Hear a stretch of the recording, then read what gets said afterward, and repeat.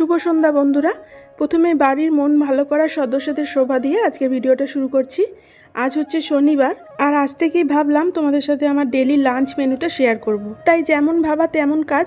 যদিও আজকের দিনটা হচ্ছে নিরামিষের দিন, তাও মন চাইলো তাই আজ থেকেই শুরু করলাম। তা হোক না আজ নিরামিষের দিন, তোমাদের অনেকের বাড়িতেও হয়তো আজকের দিনে নিরামিষই হয়ে থাকে।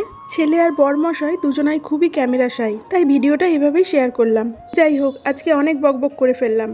আজকের লাঞ্চ মেনুতে ছিল ভাত, নিম বেগুন ভাজা, ধনেপাতা পোস্ত বাটা, পটল ভাজা, ঝোলঝোল করে আলু পোস্ত, আমের টক। যদিও লোহার কড়াই করেছি বলে আমের টকটা একটু কালো হয়ে গেছে, তবে খেতে কিন্তু খুব ভালো হয়েছিল। আর ছিল মিষ্টি দই। তবে এর মধ্যে সবচেয়ে পছন্দের খাবার হলো আমার নিম বেগুন ভাজা। তোমাদের কার কার বাড়িতে কী কী মেনু হয়েছিল জানিও কিন্তু।